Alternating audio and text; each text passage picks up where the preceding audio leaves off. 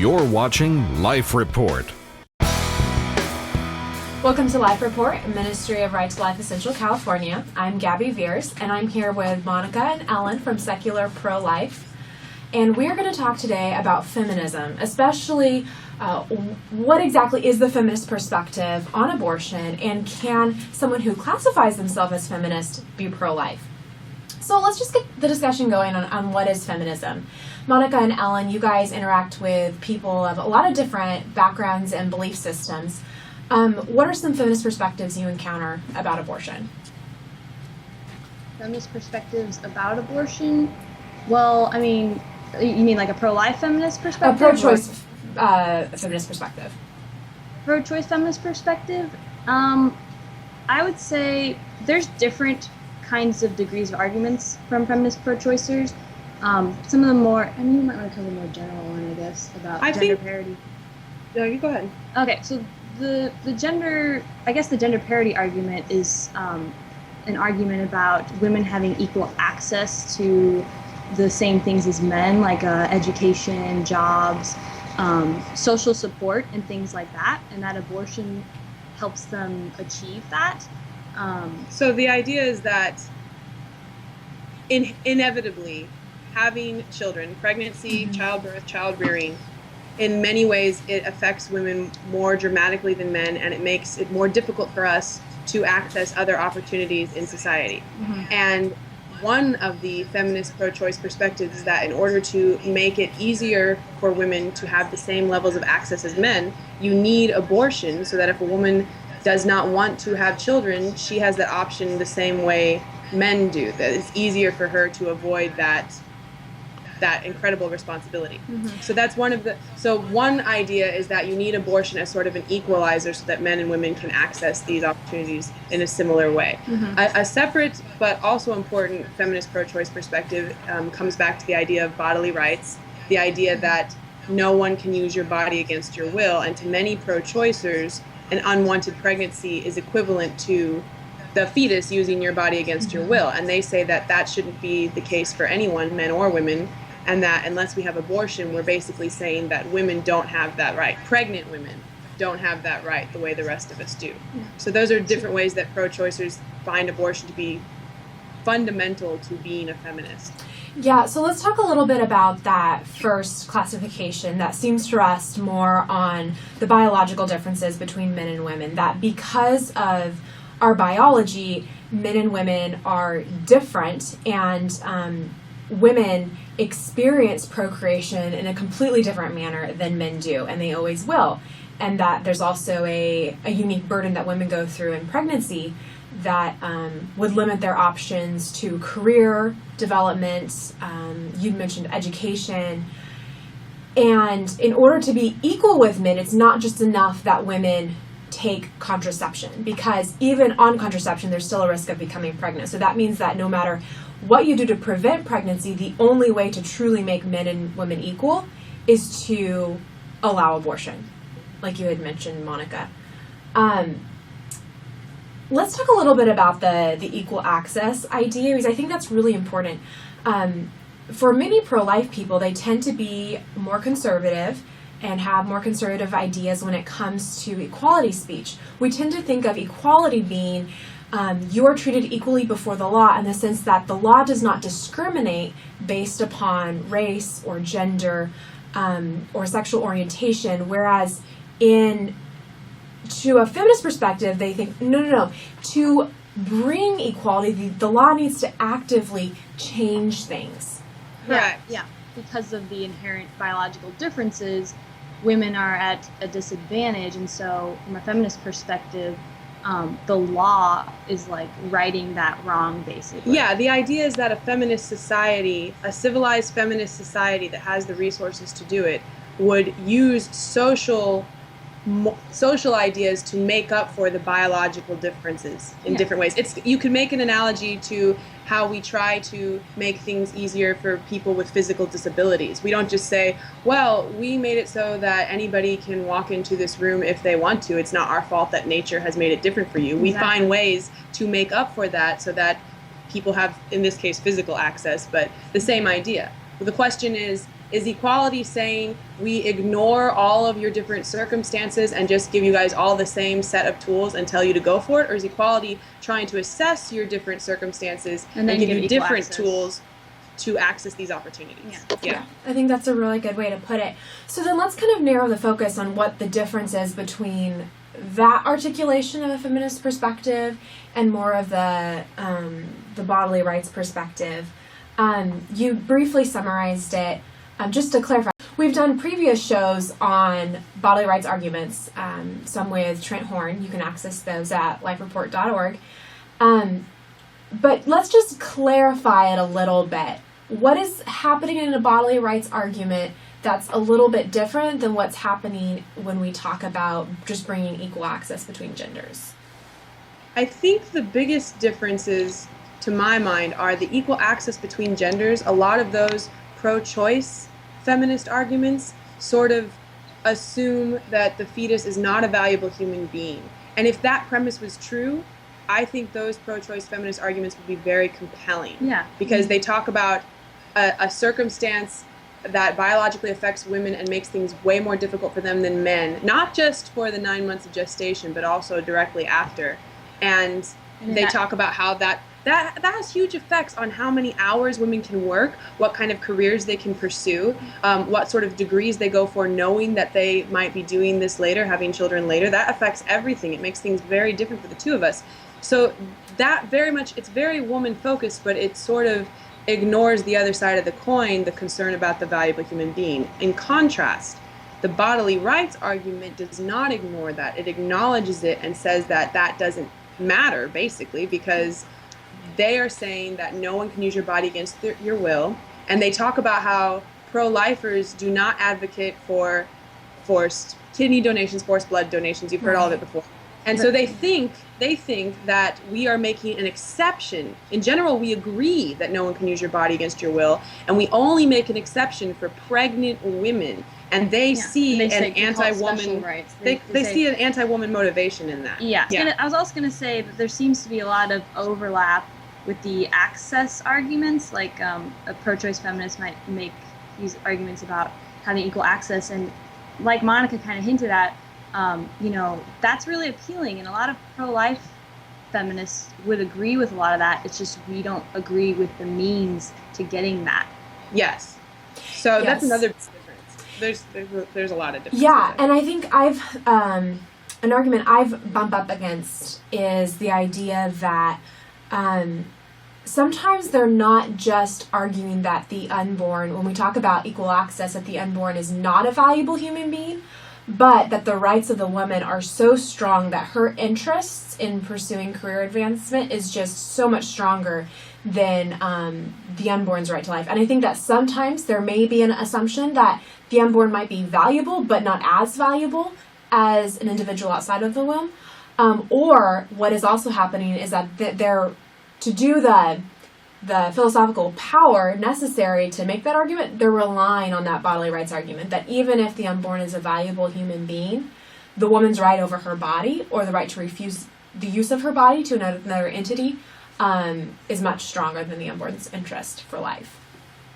Yeah, I think a lot of them use both. I mean, I'm not saying that pro-choice feminists are either gender parity or bodily rights. I think a lot of them. In fact, I think almost everyone that I've ever talked to does bodily rights straight up, and they believe that pro-lifers either overtly or subconsciously recognize how important bodily rights are in any other context, and they see us making an exception for pregnancy, and they think that comes out of being anti-woman, as opposed to us genuinely believing that there are special circumstances involving killing other human beings. Now we're going to move the discussion into the differences between pro-life feminism and pro-choice feminism. So Monica, I've grown up in a largely traditional gender role culture experience. I grew up in church. My mom was a stay-at-home mom, so I didn't really know anything about feminism until college. So Monica, why don't you go ahead and talk about a little bit of your experience in interacting with people who either classify themselves as pro-life feminists or pro-choice feminists. People who classify themselves as feminists, whether they're pro-life or pro-choice, do tend to agree that the idea of feminism is we want people, regardless of gender, men or women, to be free and supported to be the way they are. And if the way they are happens to fall along traditional gender lines, that's great. And if it happens to not, that's okay too. And obviously there's a lot more to it than that, but once you start with that premise, there are certain ways that society, our society is now, that sort of push against that. And so a feminist perspective is sort of trying to break out of those habits and make it easier for people, men and women, to access different opportunities, different, we talked about education, jobs, how they want to. And I think there's a lot of overlap there, whether you're pro-choice or pro-life. But then in terms of being pro-choice and pro-life, I think pro-choice feminists tend to focus very much on how abortion is a fundamental part of giving women the access they need to what society has to offer.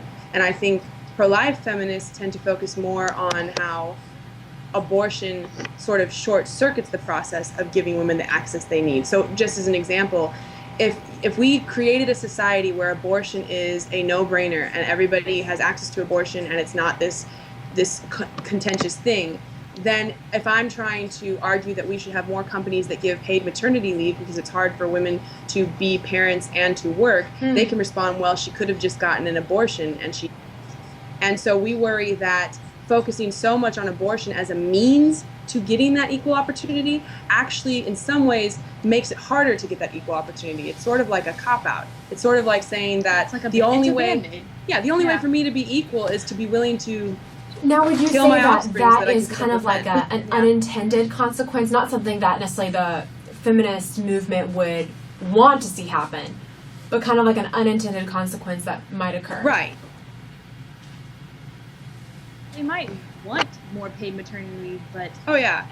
yeah. No. I think pro-choice feminists would tend to agree that they want forget abortion for a second. Pro-choice feminists also tend to want those changes in society that make women feel more supported. Like, maybe you can get into arguments about whether it should be government mandated or not, but the idea of, if, like, say some CEO voluntarily decides that he wants to give 12 weeks paid maternity leave to all of his mother employees, I think pro-choice feminists would think that was awesome. It's not that they're against those things. It's just that they think abortion is a crucial part in giving women equality, whereas pro-life feminists tend to worry that it actually undermines our efforts. And that's not even getting into our first primary problems with abortion, but from stepping back from the feminist Which we mentioned perspective. previously that we believe in equal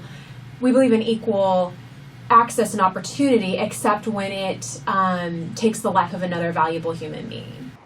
Right, that's problematic.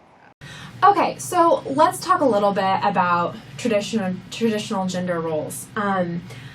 I think that sometimes what can happen in what is largely a conservative movement, the pro-life movement, we can think that we're all for equality because as a society, as a country, equality language is just so steeped in our language, especially for those of us who are under 45. Like, that's just part of our consciousness. So we can think that we are supporting gender equality, but we may not understand, like we've referenced before, what feminism actually is in bringing gender equality. It's active participation of the law to bring that equality. So traditional gender roles can have a perspective of, we are for equal pay. We're for women being able to go into the workplace, but we tend to favor the fact that if a woman is going to have children, she needs to be the supportive, nurturing one in the relationship, whereas the husband may be the primary breadwinner. Or at least, even if they decide that the woman's going to work and the husband's going to stay at home, the mentality's still there that it's the husband who's making those decisions. They're the leader. So there's kind of that mindset. So let's talk about a difference between a pro-life feminist perspective, from that perspective. From a more just general, sort of conservative, traditional perspective. Okay. I think that, now I want to clarify here that when you say pro-life feminists in this context, I'm talking about people who are pretty active in the feminist movement and in concerns about gender roles independent of the abortion debate, but then also are pro-life, as opposed to people who are pro-life and then they'll say that they agree with feminism depending on how you define it. Those are different. That's a really common statement. I am talking about people who are very interested in feminism, not just in the context of the abortion debate, but in general. And I can't speak for everybody, but I can speak for myself and at least my friends who I know call themselves feminists.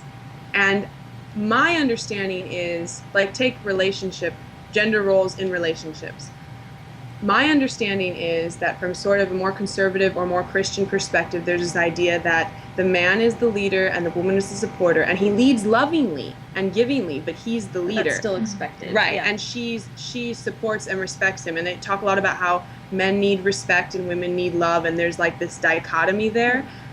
From my perspective and from my life experiences, men and women both need love and respect. And you can have a relationship. I have a relationship where we treat each other as partners. I do not consider my husband my leader, but I do consider him a fantastic partner. And there are some areas of our relationship where he takes the lead and figures it out, and there are others where I do, and we kind of take it on a case-by-case basis. And more to the point, we play to our strengths, regardless of whether they are traditionally considered the gender roles you would. So, for example, I like how you say that, because they play to their strengths, because in my experience, from the conservative perspective, the strengths are assumed to be the traditional strengths. Yes. You know, and from the feminist perspective, I mean, that can be the case, but, you know, I'm open to kind of a reversal of those expected roles, just depending on the person, because, you know, there are more, I guess you could say, masculine men and more feminine women, and that's fine, you know. So, but not even just masculine. So, for example, in my understanding, and I think this has been the case for you too, sort of when you say play to your strengths, a lot of people tend to think that what that will mean is the woman's strengths will be nurturing and supportive, and the man's strength will be to be more aggressive, maybe more analytical and things like that. And a lot of times that's true. And then good, play to them. Yeah. I am a very aggressive woman, and I had to go through a few years of just sort of getting used to the fact that that's how I am, and I'm with a man who is totally okay with that. And I feel without any sense of being cheesy at all, I truly feel liberated to be with a partner who understands how I am, and it compliments me. I understand it's not like a constant struggle. No, it's not. And struggle. And it's not that he is submissive either. Right. Like it's very on the same level. Like, I feel like we could go on about that forever. Yeah, so the pro-life feminist acknowledges that that's a possibility, whereas a non-feminist might subconsciously have those assumptions, or might or be more consciously. Direct, or consciously. Yes, so you get comments about... That's the big difference, you know? Yeah. Monica, do you think that the pro-life movement is very good at welcoming feminist pro-lifers into the ranks? I think the pro-life movement wants to be. I think that there are factions of the pro-life movement, especially groups like Feminists for Life, which are feminist pro-lifers that are great at doing that.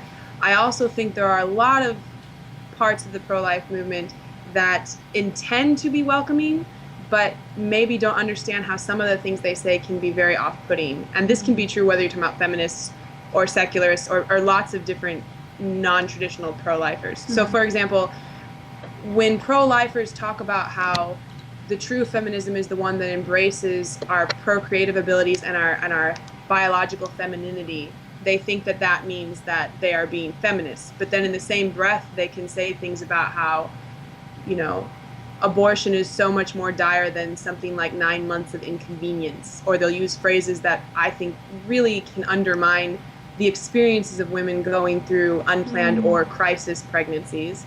Or they'll say things like, if you're not ready to have a child, why don't you just adopt? And that also can undermine how emotionally and psychologically and financially and socially draining these decisions can be. So sometimes when they use language that undermines the experiences of women going through these difficult situations, that can seem not super supportive. Worst case scenario, sometimes I see people, like, they'll have talked about how we're the true egalitarians and pro-lifers are the ones who are feminists, and then later on they'll sort of forget that they were saying that, and they'll use the word feminist as an insult. Like, they'll talk about how the feminists, whoever that is, are out to stop us in different ways. Worst case was a situation a few months ago on the Secular Pro-Life Facebook page, I posted a very frustrating story about states that don't yet have laws on the books to prevent convicted rapists from suing for access to their children. Oh my and goodness. I thought that this article would be major common ground where everyone can agree that this is a horrible thing. Yeah. And one of the first responses was somebody complaining about how this is a pro-life page and not a feminist one. So I understand that's the internet. Yeah, You know, yeah. I'm just pretending that that's representative of most people. That was the first comment, and I thought, oh, troll. But that thread blew up, and there were a lot of comments, not as egregious as that, but they were very much leaning towards That you're trying to be mentality. feminist by saying that like these men need like to be trying to different. divorce feminism and the pro-life movement. Yeah, like they can't be the same. Like they're at opposition. You know, so Which there doesn't can have to be the case at all. should definitely not be the case. And there can be language like that people will say these things, they'll undermine these experiences. And if you talk about non-abortion feminist issues, very often the divide just grows. And so what I would like and I think it's okay to have that divide. As someone who classifies herself as Christian, I think like my view on gender roles is really important, and I have strong thoughts about that. But I think that when we're talking about the pro-life movement, we're talking about a human rights movement that needs to care a lot about saving the unborn. And of course, our actions should also care about women, should also care about the crisis pregnancy the crisis pregnancy services that can be offered towards women. But I think that I want to encourage pro-life people who classify themselves as being more traditional gender rolled to then not become frustrated that the pro-life feminist is pro-life but not traditional gender rolled. Like, I think it's great that they're pro-life, that we're unified on this issue, and we have different thoughts about gender roles, and that's okay. Like, we can still get around, work together, and save children. Right, and by the same token, if you are pro-life and you feel as if you need to say you're feminist, that's great as long as you actually are. We would love it if everyone was pro-life, and on a personal level, I would love it if everyone was self-identified as feminist too. But don't say it unless you really mean it. So by that I mean, if once you step outside the abortion debate, you find yourself disagreeing with the overall feminist movement on most other feminist issues, that's okay. I wish you agreed, but that's okay. But then you don't need to call yourself a feminist. You can describe your views in a different way. And I think sometimes the miscommunication comes there, where it's almost like in the abortion debate, it's like pro-lifers think that we are competing with pro-choicers for who is the most super feminist side just in this context. And it doesn't need to be that way. Well, and I think there's one area where it tends to come up the most, and that is when we talk about sex selection abortion. And what I've seen happen is people are seeing the wrong that sex selection abortion is, and so a pro-life person will say, well, I am against baby girls being killed just because they're girls, or a girl fetus being killed just because she's a girl. Therefore, I am a feminist. And we forget that, no, feminism is so much more than just recognizing the value and the right to life of a female human being. Yeah. Yeah, Like that's a pretty low bar. I mean, if you don't recognize that women should be allowed to live, that's a whole different problem. Right. Yeah. Yeah. Right, but that misses like what we've talked about in the previous segments of what feminism is. When we're talking about true, the phrase is gender parity, equal access, true equality between the genders. So, Ellen, what are some recommendations that you have for pro-life people who may not classify themselves as feminist when they talk to their pro-life feminist friends, or for the pro-life movement in general to interact with the pro-choice feminist people? I would say two major things. The first one, I think, is just how you dialogue with these people, and the first recommendation I have in general is just finding common ground and asking questions. I know I'm just plugging in here, but asking questions, because I think people would be surprised how much they agree. And I think there's a lot of misunderstanding about what it means to be a feminist, and not just in the pro-life movement, but just in general. There's a ton of misunderstanding of what feminism means. And so, asking people, well, what do you support as a feminist? And you end up finding that you might agree on a lot of things. So that's a great way to start. The second way I would say for pro-lifers to make pro-life feminists feel more welcome in the movement is when you talk about your pro-life views. Of course the unborn are really, really important, but don't only talk about fetal life and fetal rights, but also make an effort to acknowledge the difficulty of pregnancy on women and the choice, how difficult that choice can be, and how pregnancy can, again, as Monica said, it's not just 9 months of inconvenience. It can be a major, major health issue, and it changes your whole life. And then, of course, you have a child. So which also changes your whole life. Which changes your whole life. So I think being really sympathetic to women shows that you can acknowledge the difficulties, and you still are pro-life, and that shows that you're taking the issue really seriously. And this is also important because I think pro-choicers get accused of only talking about the woman, and pro-lifers get accused of only talking about the fetus, and then they end up just talking past each other and accusing the other of not acknowledging their problem. And this would help with dialogue in general if both sides could be able to talk about what the other represents. So just better communication. I especially liked a comment that you made, I think is your first recommendation, or to ask questions, and especially ask the person, what does feminism mean for you? And to go from there, instead of bringing your own preconceived notions of feminism, which could have come from a college class, it could have come from somebody you heard on TV or talk radio, or it could have come from just this like general vague sense of what feminism is growing up in whatever subculture of America you happen to grow up in. But to ask them, like, what does this mean to you? And how can we talk about our disagreements and recognize that we have very real disagreements, but also build some common ground. Thank you, Monica and Ellen, so much for joining me. It was great to have you on the show, and I look forward to seeing you two again soon. Good luck with all your efforts at Secular Pro-Life. This episode and other episodes of Life Report are available on KNXT 49 Wednesdays at 10 p.m. and Thursdays at 8:30 a.m., KGED 1680 Sundays at 12:30 p.m., online at lifereport.org.